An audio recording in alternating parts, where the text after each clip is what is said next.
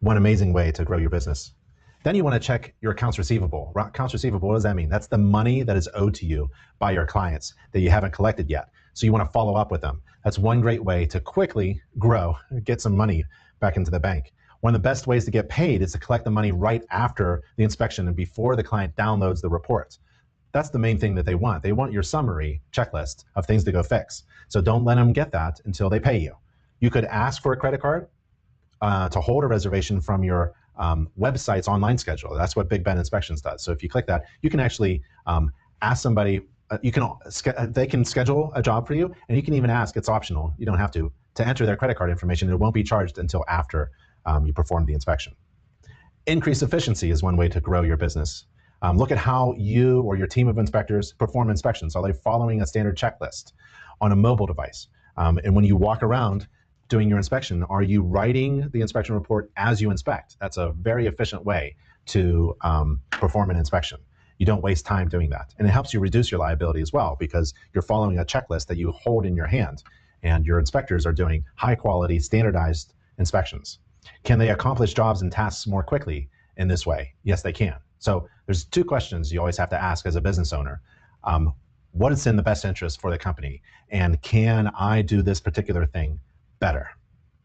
My whole life, literally, my life changed when I wrote my inspections while I inspected, because I combined two things that took up a lot of precious time into one. Writing inspections reports at night is a terrible way to live. So what you want to do is you want to increase speed or just efficiency. You want to be efficient with your time, and you want to write while you inspect. And you can do that on a mobile device. One of my favorite pieces of software, this is the software. So while I'm performing an inspection, the first thing I do is the roof. I exceed the standards of practice for every client. And I walk up on the roof, even though you're not required according to the SOP, standards of practice. So I go up on the roof while I'm inspecting. I'm taking pictures, click, click, entering data, click, click, entering data, click, click, click, click, before I step back on my ladder to get down. I'm done with the roof. And when I say I'm done with the roof, I mean I'm done. I've inspected it, I've taken pictures of it, I know exactly what's going on, I can summarize it for my client orally, and I can summarize it verbally using my software. And I'm done with my roof inspection. My report in that section is done. I go down, I meet my client, typically they see me on the roof, I come down, good shake, customer service, business cards, I tell them about the roof, I invite them to walk around quickly with me on the exterior, but typically they want to go inside and start measuring things. And then I move around the exterior, and I do my exterior inspection,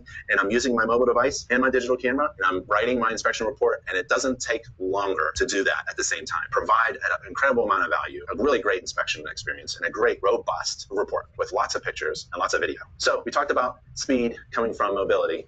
Let's talk about accuracy coming from the standards of practice that you follow in the training. You should put the standards of practice within your software. Why? So that you're not at the inspection guessing what to do, right? You want to increase your speed by being accurate, and you're accurate by following a standards of practice. The standards of practice tells you what to do. Incorporate the standards of practice. Essentially, it's a template, it's a checklist of what to inspect into the report software. It's impossible to make a mistake if you're following the standards of practice and it's on the software that you're using. You want to use the standards of practice to your advantage. It isn't just something to refer to. It isn't just a legal document. It is the foundation of everything you do. It guides your inspection procedure. The first section of the standards of practice is roof. The second section is exterior. Guess what sequence I do my inspections? I do the roof first, exterior second. Guess what is first in my inspection software template? The roof, then the exterior. What is the first chapter in my inspection report? The roof. What's the second chapter? The exterior. What's the first chapter? What's the first major section in my home maintenance book? It's the roof. What do we talk about at the end of every chapter? The standards of practice. This is the chapter for roof, and this is the standards of practice summary for the roof. It says the inspector will inspect the roof covering from the ground or eaves, vents, flashing, skylights, chimneys, and other roof penetrations. Inspector is not required to walk on the roof or perform a water test or warrant the roof. Skylights are notorious for developing leaks. Prediction of when, how, or where a leak will develop is beyond the visual scope of a home inspection. This helps me speed up my inspection process because I provide my client with a ton of information that I don't have to convey during my inspection. It's really important to combine mobility, being mobile, writing your inspection report while you're inspecting, and the standards of practice to increase your speed and accuracy. It reduces making mistakes, which costs precious time. And if you're not using mobile software, if you're slow, if you're inefficient, if you're making mistakes, if you're not calculating your fees correctly, if you're wasting your time, you're never going to perform a really good, profitable home inspection.